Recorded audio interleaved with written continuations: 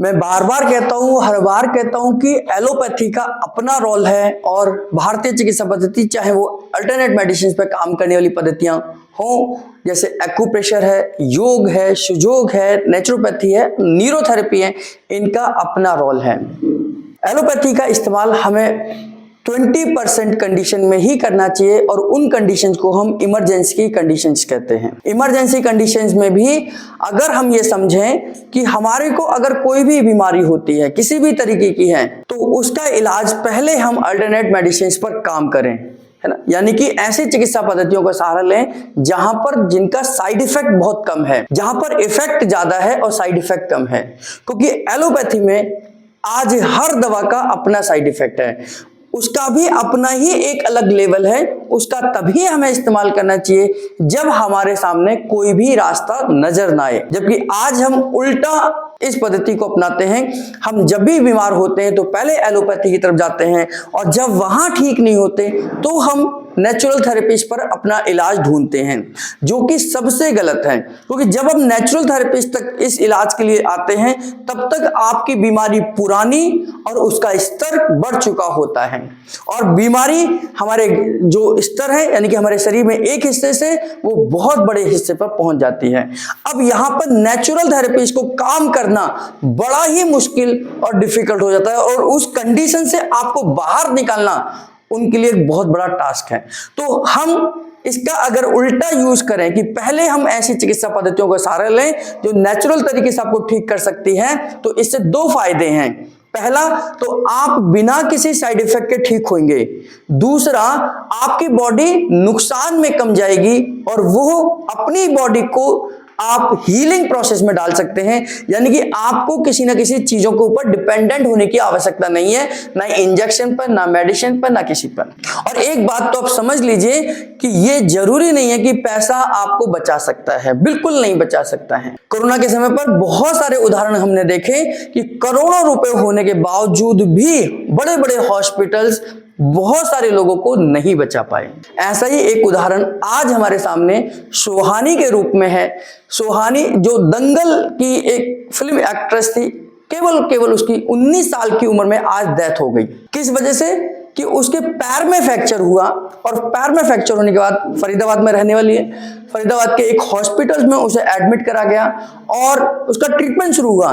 लेकिन गलत ट्रीटमेंट की वजह से, उसकी मेडिसिन का साइड इफेक्ट की वजह से धीरे धीरे वो फ्रैक्चर तो ठीक हुआ नहीं, धीरे धीरे उल्टा उसके सारे के सारे शरीर में पानी भरना शुरू हो गया। यानी कि उसके सारे के सारे शरीर के सेल डेड होने लग गए, इन्फ्लामेशन हो गई, स्वेलिंग हो गई और दवाइयों के साइड इफेक्ट की वजह से जिस केस को आसानी से, बड़े आसानी से, कुछ इमरजेंसी केसेस को कुछ ट्रीटमेंट के साथ में हम उसको ठीक कर सकते थे, यानी कि वो भी ठीक कर सकते थे अपने आप को, और गलत साइड इफेक्ट की वजह से आज 19 साल की सुहानी का जीवन समाप्त हो गया, केवल और केवल एलोपैथी के गड़बड़ी की वजह से, गलत डायग्नोस की वजह से, गलत ट्रीटमेंट की वजह से।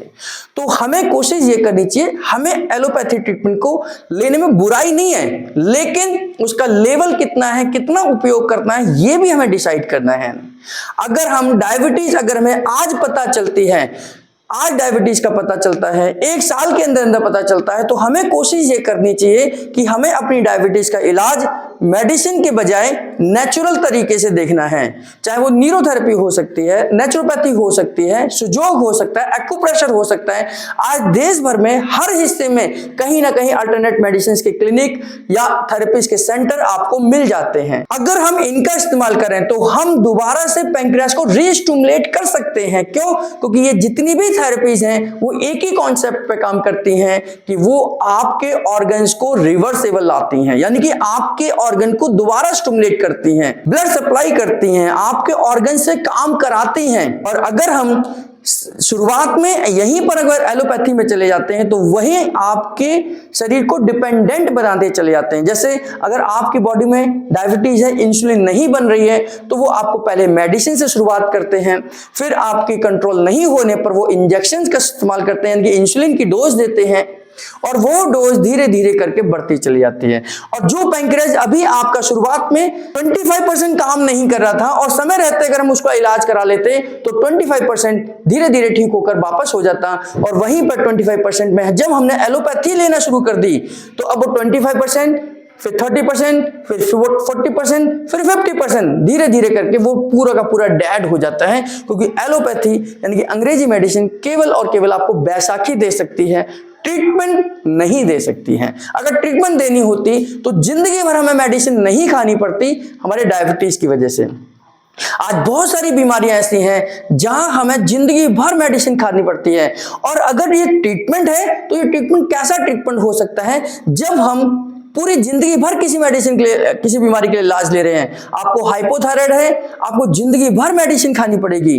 आपको हाइपरथायराइड है, जिंदगी भर मेडिसिन खानी पड़ेगी। आपको शुगर है, आपको बीपी है, स्किन की प्रॉब्लम है, या आपको अस्थमा है। इन सब बीमारियों में बहुत सारी ऐसी बीमारियां जहां हमें अपनी लाइफ के साथ यानी कि जिंदगी भर जब तक हम जिंदा रहेंगे, डॉक्टर कहते हैं थायराइड वालों को कि आप कुछ खाना छोड़ें, आप कुछ करें या ना करें, लेकिन थायराइड की मेडिसिन नहीं छोड़ सकते हैं। तो ये ट्रीटमेंट कैसा हुआ? ये तो डिपेंडेंट हो गई, ये तो हम बैसाखी पकड़ रहे हैं और इस बैसाखी को हम कभी नहीं छोड़ सकते।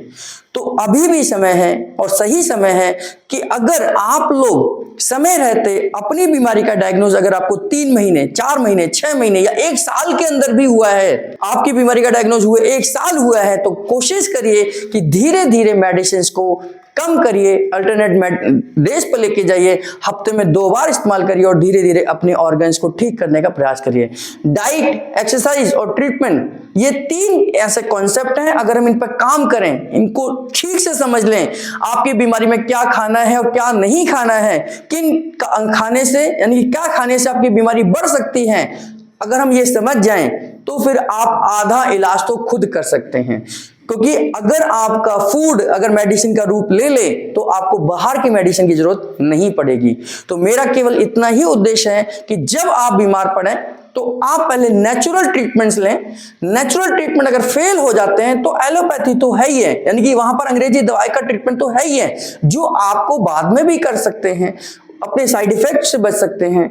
तो हमें जानने की जरूरत है कि अगर 80% बीमारियों को अगर हम समझें तो हम घर पर नेचुरल तरीके से ठीक कर सकते हैं। बची 20% बीमारियां जिनमें हमें एलोपैथी जैसी चिकित्सा पद्धतियों का यानी कि मॉडर्न साइंस की, हॉस्पिटल्स की आवश्यकता पड़ती है। नहीं तो आज सुहानी गई है, कल कितने लोग जा सकते हैं अगर हम अभी भी नहीं समझे कि हमें एलोपैथी की कब और कितनी जरूरत है। हमें समझने की जरूरत है। इतने बड़े बड़े हॉस्पिटल, ये हॉस्पिटल नहीं 5 स्टार होटल बन गए हैं जहां पर आपको केवल एडमिट होना है और लाखों के रुपए खर्च करने हैं। ये जिंदगी बचा सकते हैं, ऐसी कोई गारंटी इनके पास नहीं है। धन्यवाद।